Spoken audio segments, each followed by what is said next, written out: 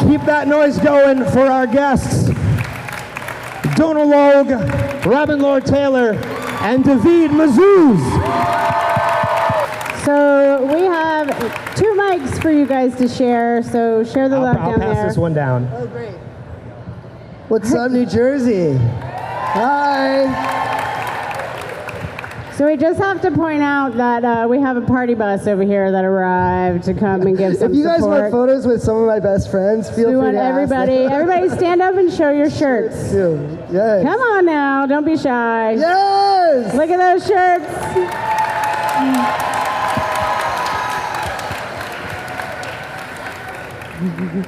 So first of all, welcome. We have missed you dearly. We have not seen you for a bit. Yeah, it's been a minute. Thank you. Yes, so we're glad to have you guys back. And now that you have all kind of gone in your separate directions for a bit, how's it going? How are we doing? Coping? Everybody doing well? We missed the show. Yeah, we missed the show too. But you know, that's the best thing about the fandom of the show and just being in a genre show is that I don't ever have to say goodbye to these people. They became, you know, some of the dearest people in my entire life. And because of these events, because of you guys, we are able to like still maintain like closeness and like it's just really special. So I want to thank you guys specifically for that. It's really amazing. And you know, yeah, it's really good. Yeah, I mean, it's like Robin said, it's been really, really nice to not have to completely sever the ties. It has been really hard to go so long without seeing these guys because we were such a family for 5 years, and also just saying goodbye to such a big part of your life. I mean, like the biggest part of, I think, for 5 years, if anybody was like, oh, do you want to come to this party or I want to get lunch? So I was like, I'll let you know in a week when I get the schedule for the next episode. Like everything in my life revolved around this show, and it's weird. Now you have no excuse. I have no now excuse. We have to have lunch with people. I have to go to every one of those parties.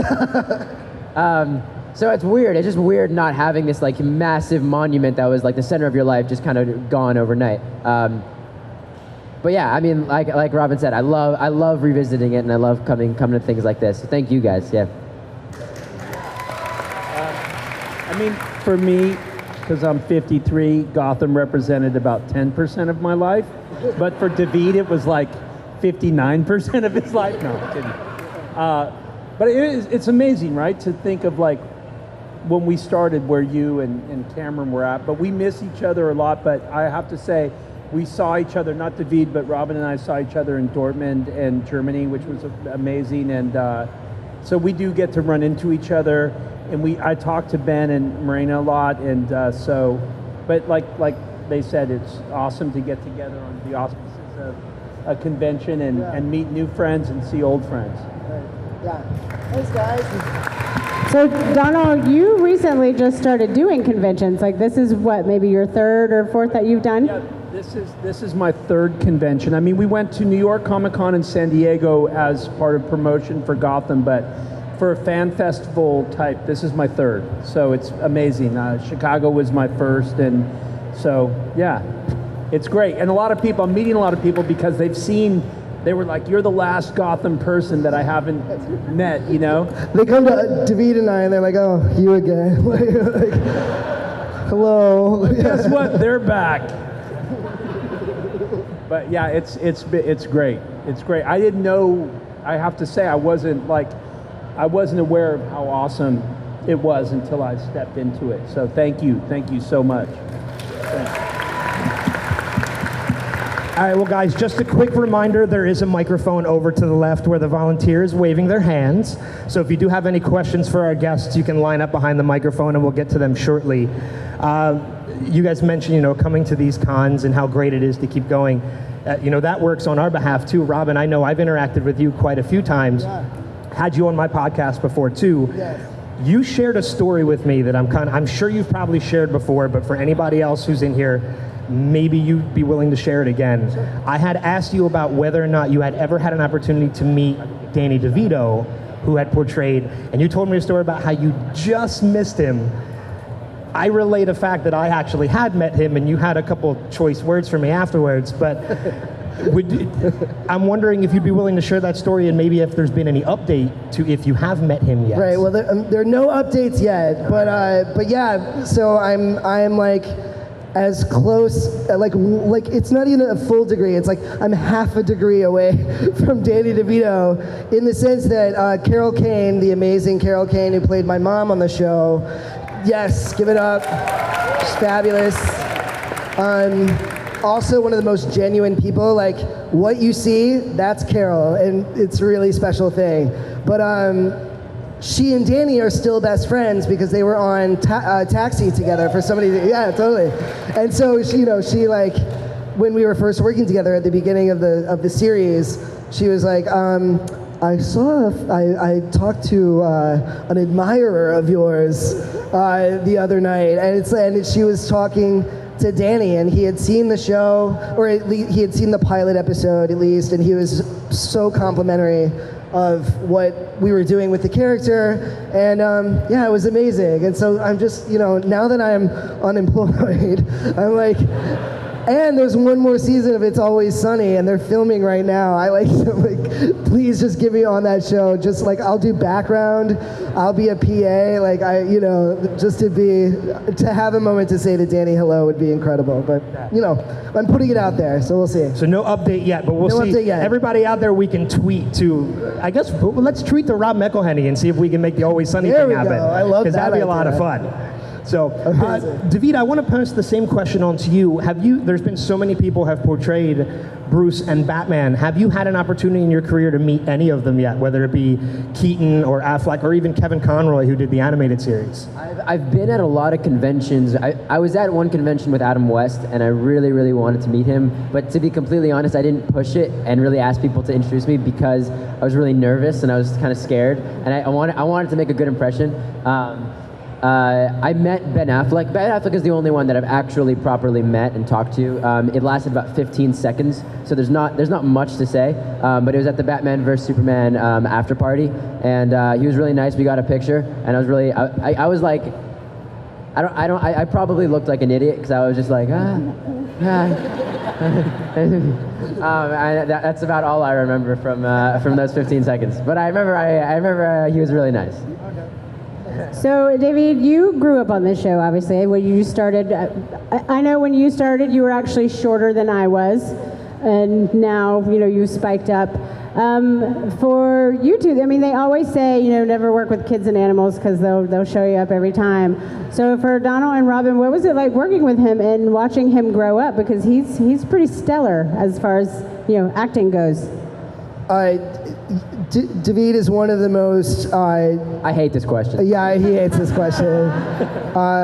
No, he's just... ever since day one, 5-6 years ago, whenever that was, David was always one of the most self-possessed, confident, and also just kind and open and vulnerable people that I've ever really met. And, I tell this story a lot, like, we had our very first table read, which is when we all sit together and sit around a table and read. It was the very first one, and it was like our very first rehearsal, and a lot of it was the first time we had met each other. And David just brought it in this way where I was suddenly like, so, like, it really felt like, oh my gosh, like he's setting the bar so high for all of us who are, old enough to be his dad, you know what I mean? So it was really inspiring. And again, like, seeing David and Cameron both grow into such an amazing adults has just been so satisfying. And again, I consider them like friends of in a very profound way. So yeah, anyway, David's amazing, as is Cameron. One more question, and this, if you wanted to add, sorry, please. To the David, the legend of David.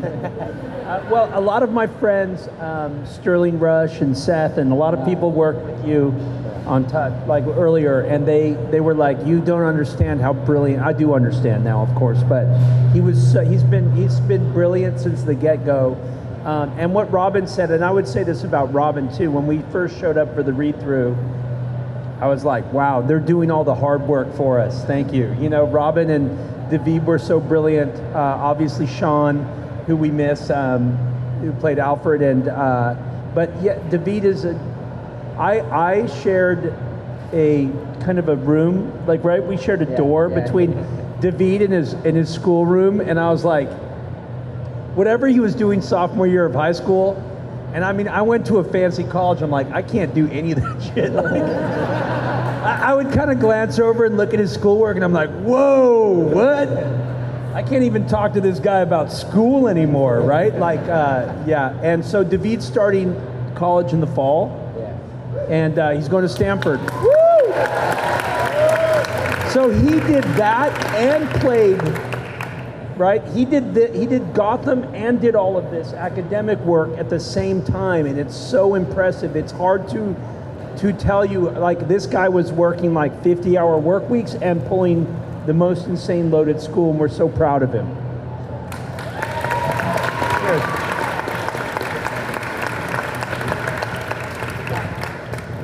I just have one more question for Donal, and then we'll go to the audience. You know, I mentioned Robin having just missed Danny DeVito. David mentioned, you know, meeting Ben Affleck. This is the first time we're ever really seeing Harvey Bullock portrayed in a live-action format, so you really haven't had an opportunity to do that. To anybody, Batman mythos is going to live on forever. It's going to be a part of pop culture forever. What advice would you have to anybody who may portray that role later in the future? To not care about what I did at all, right? Like, that was something Robin said too earlier, like when we started. It's like, I don't care. I listened to the animated series because my kids watched it on DVDs on long road trips. And so it was great. It's just, but it wasn't what I was gonna do. And when I actually read the GCPD, when I read the comics, Harvey was in a way so crude and so intense that I felt like if I played him like that, he would burn out in 2 episodes. You can't take that kind of dose of nastiness all the time. So you make it your own, and you don't care. And then people embrace the new incarnation. But I was perhaps the luckiest that I didn't have someone who set the tone for me. So yeah, thank you. Awesome. All right, so why don't we go over to the audience, mention your name, and what's your question? Hi, my name is Brynan Wong, and David, Robin, Donal, nice to see you again. Just met you earlier. But the question is that I have, and I want to address this to the room, and I want to see the people's reaction too. I'm not sure if you're familiar with this, but in the Arrowverse show, since Batwoman is coming up, and since a lot of people are not agreeing with Ruby Rose, and especially that since they're crapping on her entirely and like not giving her a chance to play as Batwoman, what is your guys' opinion on Ruby Rose playing as Batwoman, and especially that her show is coming up this fall?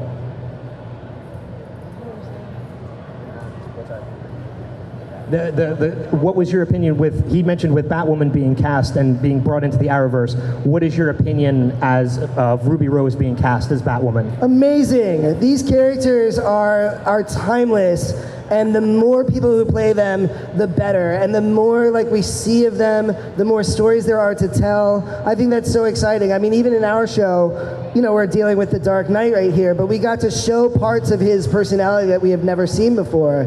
You know, personally, I'm so excited for like anyone who has the opportunity to step into this world.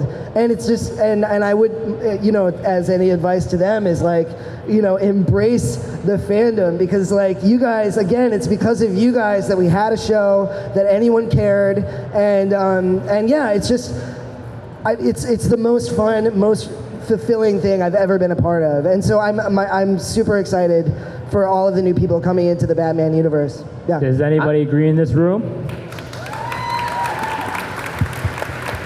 I'm just really excited to see the show. I mean, I love Batwoman, and it's Batwoman. It's on. Yeah, it's a CW. Yeah, it's on the CW network, not Fox, nor anything. Yeah, I'm really excited to see it, and I'm really happy that it's part of the Arrowverse. I'm a big fan of like multiverse kind of bringing shows and like crossover and stuff like that. You know, Gotham unfortunately could never really be a part of that just because of pragmatic reasons. But I as a fan, I love it, and so like the more things that are part of the Arrowverse, I love, and you know, I'm happy that they're getting a new edition. Thanks, man. Anytime. All right, next question. Hi, Hi, I'm Ellen Sundin. I'm from West Lafayette, Indiana. I had a couple of questions for Robin. I know you're part of this really fun, amazing dance troupe called Vids. Could you talk to us about that? I can't hear anything. Sorry, it's really muffled. So. See, technology and me don't mix. I'm getting old. I'm like, okay, is that better? Is that better? Can you hear me a little bit? Okay. I'm Ellen Sundin from West Lafayette, and Robin, I know you're part of this really fun, amazing dance group called Vids. And I was wondering if you could tell us about that. Oh, yeah. Okay, so my husband, who may or may not be sitting right there, in high school, he created this amazing comedy dance troupe called the Varsity Interpretive Dance Squad. And he resurrected Vids for short. He brought Vids to New York. They've been kicking around the underground theater scene for as long as we've both been in New York. And then, being married to him, I actually got to participate and dance with the troupe. Oh, they also did a music video for Moby some years ago for the song called New York, New York. Go Google it. It's on the YouTube. But yeah, it's like a really super fun thing. And, when I'm gonna get it, when you're working with someone that, is your everything, you just, it's just it's a very fun thing, and then to translate it into something as joyful as dance, and especially making people laugh and letting go, it's very therapeutic for me, and it's amazing. So anyway, check it out. This is so weird. I feel like it's like this is your life, like with all these people. I can't deal with it at all. Burst into tears. Thank you so much. Thank you. I like your shirt also. Yeah, good. Hi, my name is Amit from New York. With Batwoman about to come onto the CW and the Arrowverse having a history of bringing on people from other shows into the Arrowverse, like Constantine having a show on NBC, then going into the Arrowverse, how open would you guys be to join the show for an episode or two? Let's make it happen. Totally. I mean, again, for me, it would be, it would be, there are a couple of things that would need to be happening there. The aesthetic is so important to our show, and, to represent these characters without that exacting eye and without the specificity that the amazing creative team brought to Gotham, that would have to be in place. Also, the actors would have to remain consistent. There's no way in hell I'm acting with another Bruce Wayne or another Harvey Bullock played by a different actor. All of them, everyone from Gotham would have to be there as well if we were to interact with characters from that show. It wouldn't feel right otherwise. But again, for better or for worse, they brought Roseanne back, and stranger things have happened. Dan was dead. That didn't matter. So, it's a crazy time, and it's also an amazing time where, the fans themselves, you guys have so much more power than, when I was a kid, and, it's the fact that you have a voice, and, if there's something that you really want to see, if there are enough people behind that, I mean, there actually is, you can change the minds of studio executives, which are the hardest minds to change, believe me. So, yeah, stranger things have happened, but... Yeah, in the Arrowverse? Yeah, would you? Yeah. Absolutely. But exactly what Robin said, it would be insane to interact with, and not good or I'm not saying it's just we have to kind of keep that incarnation pure. We were luckier. I think the CW and DC are such an amazing match, and I thank kind of the God for that. But Gotham had we were a different kind of show a little bit. It was more expensive or whatever to make it look the way it did. But I do know that the GCPD was moved to Vancouver, right? Really? Yeah, they moved the whole GCPD set, which was maybe the most stunning set in television. It's so incredible. So if you can get those external parts right, I guess to be part of the Arrowverse. Yeah.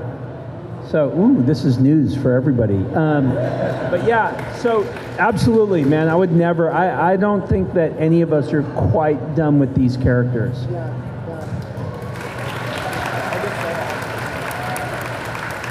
So you mentioned Gotham and how aesthetic it was. You know my big thing about the show. The costuming, the makeup, everything about that to me was absolute perfection. I think those characters, you owned what you wore. I always loved watching what you were going to come out in. And I had told Donald this back in Chicago, I actually got to go to set. You were working at Dumbo that day. I went to the set and I got to tour it, and he is not kidding when he says GCPD is amazing. Literally down to the paper clips on the desk, everything was perfect. And then I asked him the question, because this was, I think, in the last 2 weeks of filming, what did you take home? Did you take anything home? He didn't answer me, by the way. He wouldn't tell me what he took, but, you know, it's been a while. Well, yeah, right. We just raided the place. I'm surprised they had anything to move to Vancouver after we were done. No, that's a joke. But you know, the great thing about the wardrobe is that on a television show they have to make everything in triplicate because we're all like, you know, jumping and falling down and getting dirty and all of that. So yeah, I may have taken a suit or two. That's all. Yeah. But yeah. But the thing about it is that they're like art pieces. It's not like something I could just like wear to an event, you know. Or I could if I really leaned into it. But yeah. David, anything? I regret how little I took, honestly.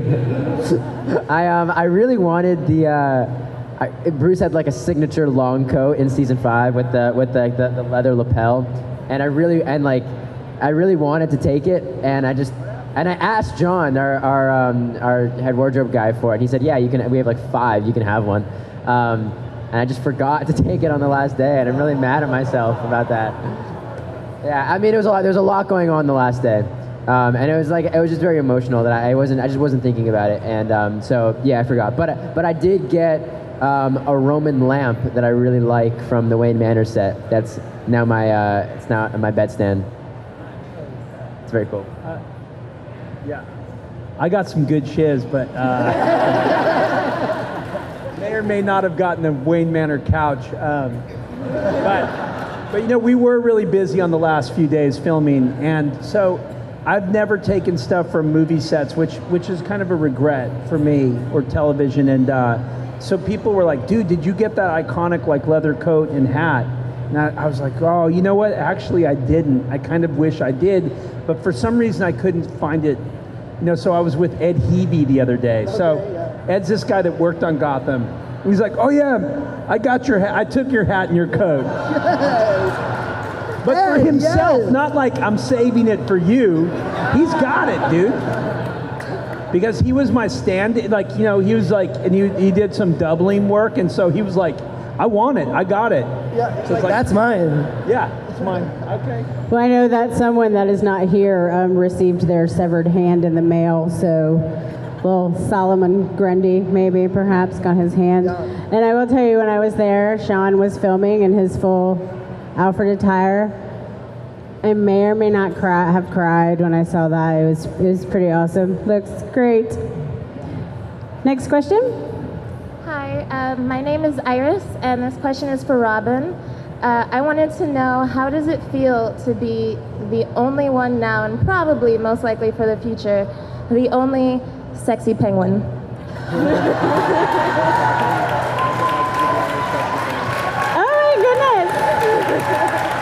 Okay, I have moderated him now for like 4 years, and I don't think I've ever seen him blush as much as he just did. That is amazing. Can't deal with this at all. I'll just say, well, I will say, like, you know, when I booked this job, it was the first time people were like shading me for being too young, too good looking. You know, and I was like, it was like, this was the feedback I was getting online when they announced Sarcastic, and I was like, oh, this isn't bad at all. I was like, my self-esteem is going way up, you know. Well, thank you for watching the show. Love you. Yeah, thank you so much. Thank you.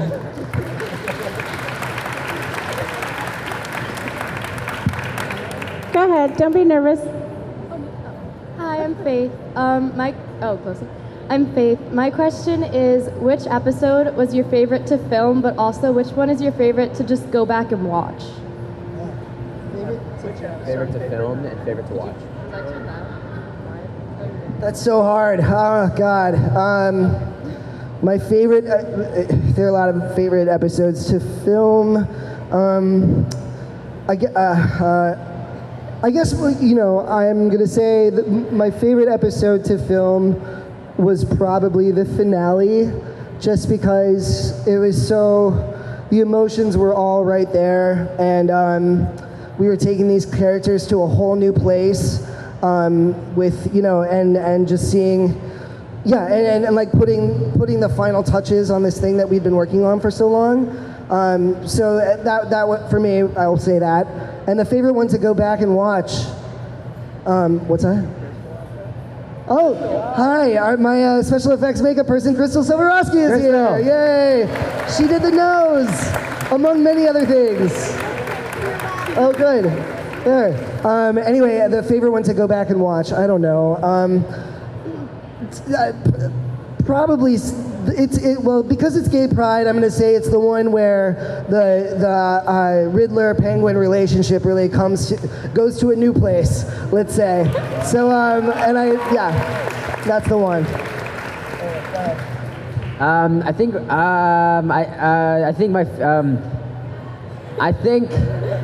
my favorite to film, like Robin, I'm very conflicted because they were all really great to film. But I think one of my favorite to film, just because it was at a time when I wasn't really getting to do so much stuff like this, and I was really, really excited about taking Bruce to kind of this whole other, entering into the superhero or just hero level, was the one where Bruce gets kidnapped by Jerome. And just because of the arc of that episode, when it's like the first time that he kind of saves himself and doesn't have someone else save him, and he not only that, but makes a very kind of defining, conscious, just hero-like decision to not kill, and it comes from that really intense moment. Just the whole thing, it was a really great moment for Bruce, and I was really excited to do it. And also working with Cameron Monaghan so closely in those 2 weeks was amazing, because his energy just rubs off on you. It's impossible not to care really, really deeply about what you're doing and about the scenes when you're working with him.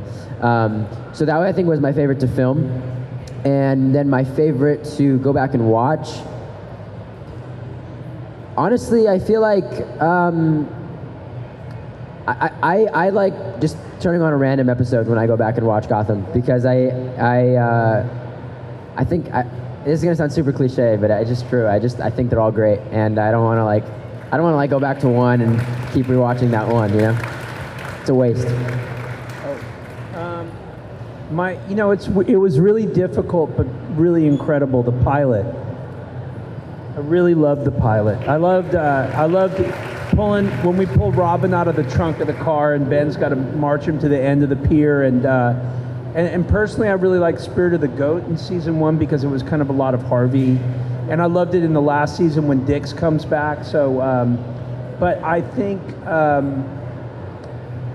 loved but it was Sean and David stuff, and when Robin and Corey, when the Riddler and Enigma get together, that was kind of super beautiful, like these moments that I really loved in Gotham. So, yeah, and the brilliant, so the makeup department, obviously, like, so brilliant. So Crystal, one of our incredible, like, the makeup artist, is right there. She's here. So, yes, they deserve all the praise. Thank you. That's who made Harvey Bullock so beautiful. All right, our next question. Hi, my name's Paige, And I was wondering, because I know how important these like 3 characters are to you, but can you see yourself playing any other characters from like the whole universe? Like even with voice acting, like over animated movies at all? Or would you rather just stick with your like OG characters? I want to play Damian Wayne. It's been my dream for a while. I just feel like that kid's such a brat, and I would kill that role. Oh man. What other part? Like in Any other role that you see? I think most people think I should play Selena Kyle, right? Yes. In the, I mean, I could wear the suit. They could get someone else to do the voice, certainly, right? Oh man. I don't know. Yeah. I wanna play. I don't know, Catboy. Like Donal. Yeah, I don't know. It's like I feel so blessed with Penguin, and I just feel like it'd be so hard to. I don't know.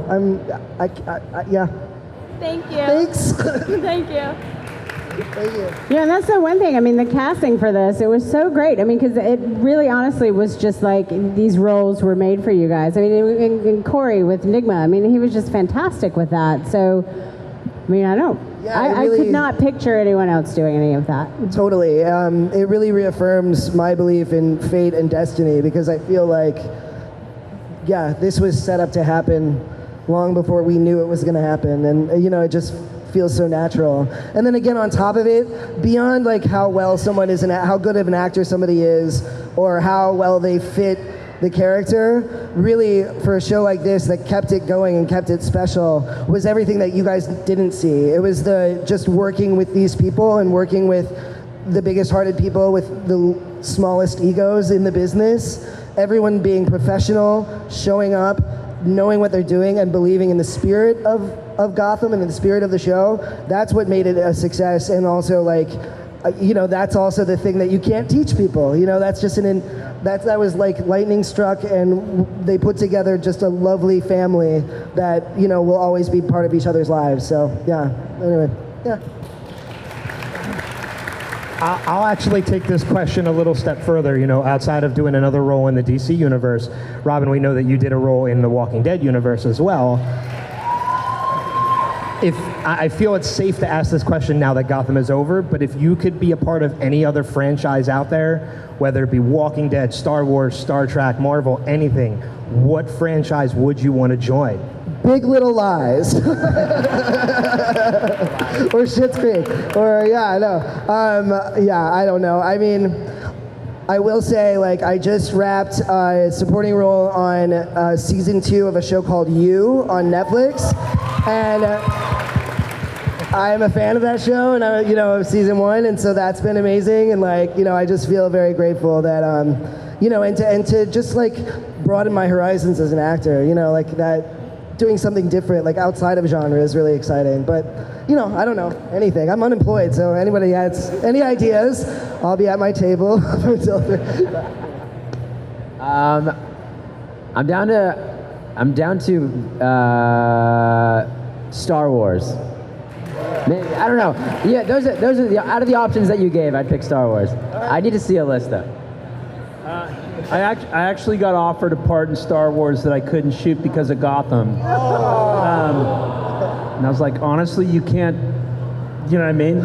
Well, too bad Star Wars is over and not ever going to be. I know, and it's a bummer because I'm friends with JJ, and he offered me twice back, and I couldn't twice, but that was super hard not to be in Star Wars. My God, but it's a luxury problem. But I would say, I'm psyched to maybe do SVU again because I love that world so much. Yeah. So, awesome, fantastic. All right, we'll go to our next question. Hello, my name is Jeffrey Slagle. David Charity is here, by the way. We're going to see you later. I had a question for all three of you, kind of follow up on what you already answered before. What was either your hardest or your funniest line that you had to say when you were filming Gotham? Hardest or funniest line? Man, that was so hard. You know, the longer time goes from shooting the show, the less the harder it is to remember what happened. Funniest line. Oh my God, there's so many. Bruce is not funny, so can I pass? I have to say though, I did rewatch the clip of the auction scene where you're pretending to, like, you're putting on the act of being like a snotty rich kid, which he does really well. That was fun. That was like one of the first scenes that we had together, exactly, which is totally. really cool. And you just, the way you give it to Barbara is really satisfying. And actually in that scene, I do have a very funny line that I'm remembering now where it's like, he's like outbidding Barbara for this thing and he really like gets her, he wins. And I go over to it and I say to him, I'm like, I love watching that woman squirm and like something like that, like just like giving it to Barbara, which was really fun. For me, it was there was a scene in season 1 where some guys like he says something like he might be at the ball for altruism or something, you know, and we were supposed to know where that is and go down, but Harvey doesn't know what altruism means. It's like, what's altruism? And that was a good one. And then the man who's right here in the front, he gave me a really beautiful, first of all, the most beautiful present I've received in my life. And I want to, you know, and then there was another one that you gave with a quote. It wasn't funny, but it was the quote that we had that really beautiful scene at the very end of the season where you come upstairs and it's like every day you've got to do it, whether act by act, deed by deed, it makes a difference. So even if no one cares, yeah. So that was it was improv, yeah. So thank you. I was lucky that Mark, the director, who's amazing, was like, go ahead, run one, just say whatever you want, and it made its way. Thank you. And does anybody else want to see a Riddler Penguin spinoff?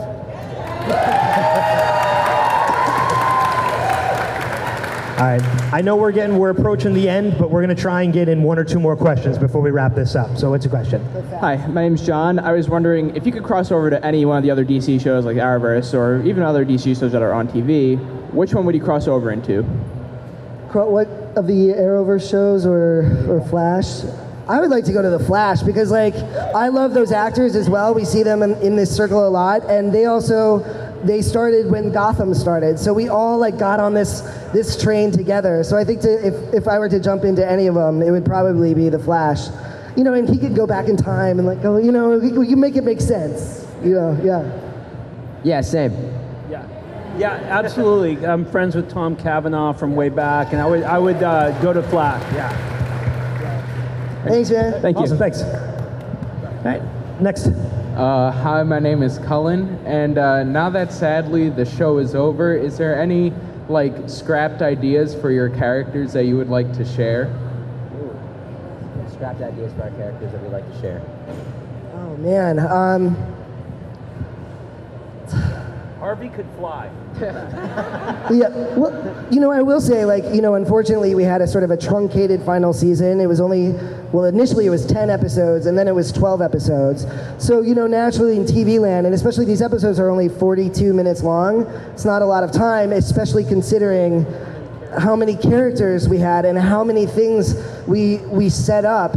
You know, it's just inevitable that certain things are going to fall off and, like, you know, aren't going to be explored as deeply as maybe some of us would have liked. But, you know, thankfully we at least got a finale, which we're all very fortunate and we're very happy about. But yeah, personally, I would have liked to have been mayor a little bit longer. So that's about it. Yeah, I mean, we had that little arc in season 4 when Bruce kind of goes to the party boy, playboy edge, and it's for real. You know, he really kind of goes that spot. And then I think originally what the idea was that he was going to do that, and then because then the public would kind of perceive him that way, and when he goes back to his vigilante life, he would kind of keep that public perception, and that kind of didn't really fully play out. I think it was just because we didn't really have the space for it, just, you know, practically. And so I would have liked to see that kind of really him play with that double life a little bit more, where he really is one person on the inside and then publicly somebody else. I would have liked to see that happen. I know that was an idea that they were playing with at the beginning of season 4.